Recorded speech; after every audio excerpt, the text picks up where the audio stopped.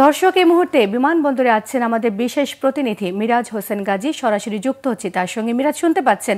মিরাজ, বিমানবন্দর এলাকার সার্বিক পরিস্থিতি সম্পর্কে আমাদের জানাবেন।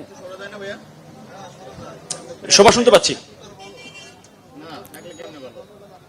শোভা, আসলে বিমানবন্দরে আমরা যে কার্গো গেট যেটিকে বলা হয় ৮ নম্বর গেট, সেই গেটটির সামনে আমরা অবস্থান করছি এবং আপনি দেখতে পাচ্ছেন পেছনে নিশ্চয়ই যে আইন শৃঙ্খলা রক্ষাকারী বাহিনীর সদস্য সহ সরকারি বিভিন্ন সংস্থার কর্মকর্তারা, সদস্যরা এখানে তারা উপস্থিত আছেন নিরাপত্তা ব্যবস্থা নিশ্চিত করার জন্য। তবে একটি বিষয় আজকে যেটি করা হয়েছে যে প্রধান সড়ক থেকে এই বিমানবন্দরের ৮ নম্বর গেটের দিকে যে সড়কটি আছে, সিভিল এভিয়েশনের যে রাস্তাটি, সেইখানে আসলে কাউকে, সাধারণ মানুষ বা উৎসুক জনগণকে আজ প্রবেশ করতে দেওয়া হয়নি। এমনকি আমরা যখন ভেতরে প্রবেশ করছিলাম তখনও নিরাপত্তার ব্যাপারটি নিশ্চিত হয়ে এরপরে দায়িত্বরত যারা আছেন তারা ভেতরে প্রবেশ করার জন্য অনুমতি দিচ্ছিলেন। এখন যাদেরকে দেখতে পাচ্ছেন তারা গণমাধ্যম কর্মী সহ সরকারি বিভিন্ন সংস্থার যারা দায়িত্ব পালন করছেন তারা মূলত এখানে রয়েছেন।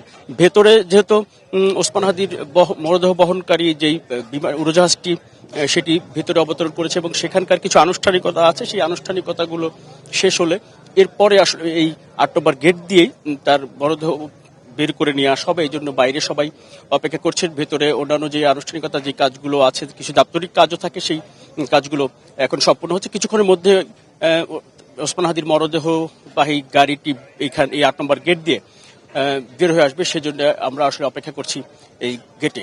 তবে যেটি বলছিলাম যে আজ সাধারণ মানুষদের যেহেতু এখানে প্রবেশ করতে দেওয়া হয়নি এবং একই সাথে এখানে আইন শৃঙ্খলা রক্ষাকারী বাহিনীর সদস্যদের পক্ষ থেকেও পর্যাপ্ত নিরাপত্তা ব্যবস্থা নিশ্চিত করা হয়েছে এবং সরকারি বিভিন্ন সংস্থার কর্মকর্তারাও তারা রয়েছেন, যাতে করে এখানে কোনো বিশৃঙ্খল পরিস্থিতি সৃষ্টি না হয় বা উৎসুক মানুষ যাতে ভেতরে প্রবেশ করতে না পারে, সেই দিকে আসলে খুবই গুরুত্ব দিচ্ছেন এখানে যারা দায়িত্ব পালন করছেন। মিরাজ, আপনাকে অসংখ্য ধন্যবাদ। পরবর্তীতে আপনার সঙ্গে আবারও যোগাযোগের চেষ্টা করব।